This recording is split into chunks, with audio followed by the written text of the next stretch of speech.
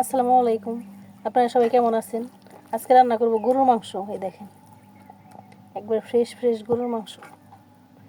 মাংসগুলো এখন ভালো মতো কেটে নেব।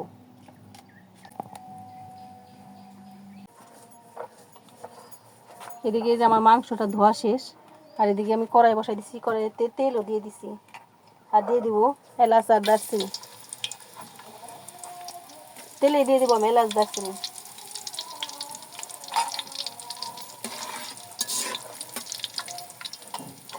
আর দিয়ে দিব এখানে পেঁয়াজ। মাংসটা বেশি তো পেঁয়াজটা একটু পরিমাণ বেশি লাগে।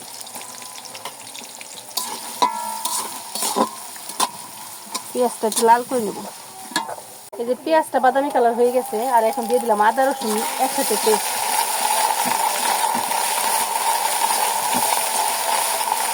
আদা রসুনটা একটু ভালো মতো ভেজে নিব। আর এদিকে আজান হচ্ছে, দিয়ে দিলাম জিরা, এরপর দিলাম শুকনা মরিচের গুঁড়া, আর দিয়ে দেবো হলুদের গুঁড়া।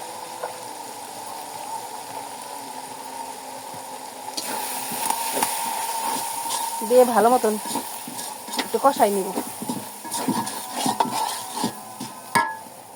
আর এখন দিয়ে দিব মাংস,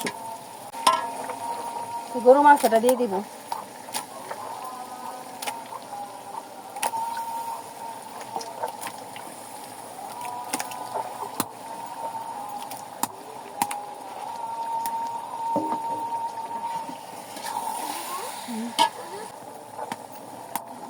দিয়ে দিলাম পরিমাণ মতো লবণ। লবণটা দিয়ে এখন আমি এখানে পানি ব্যবহার করব না, আগে ভালো মতো কষাই নিব। আর বেশি মাংস রান্না করলে পানি দিতে হয় না, পানিটা আমি আগেই ব্যবহার করব না। দেখেন দেখতে কি সুন্দর কালার আসছে।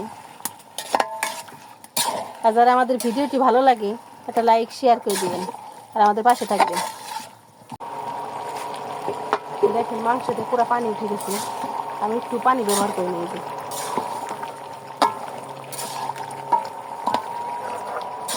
এই দেখেন,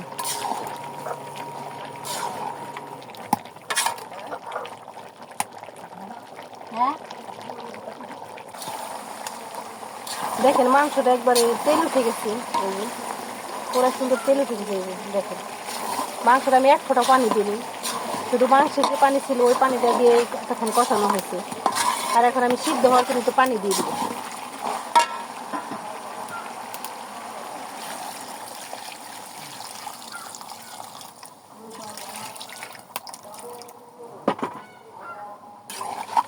এই যে সিদ্ধ হওয়ার জন্য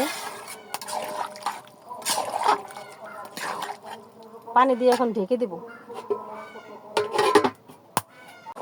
দেখেন আমার মাংসটা রান্না শেষ, আর উপর দিয়ে কয়েকটা কাঁচামরিচ দিয়ে দিব। এই যে মাঝখানে কেটে নিচ্ছি, এরকম কাঁচামরিচ দিয়ে দিব। আর দিয়ে দেবো এখানে আমি জিরা গুঁড়া। দেখেন কালারটা কত সুন্দর আসছে, মাশাআল্লাহ, দেখতে অনেক সুন্দর হয়েছে। দেখেন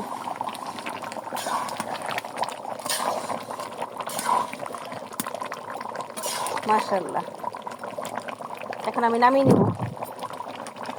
দেখেন এই যে গরু মাংস রান্না শেষ, আর কি সুন্দর কালার আসছে, আর অসাধারণ হয়েছে খেতে। আপনারা বাসায় এরকম ট্রাই করতে পারেন। আর আমাদের ভিডিওটি যদি ভালো লাগে লাইক এবং শেয়ার করে দিবেন, আর আমাদের পাশে থাকবেন। আল্লাহ হাফেজ।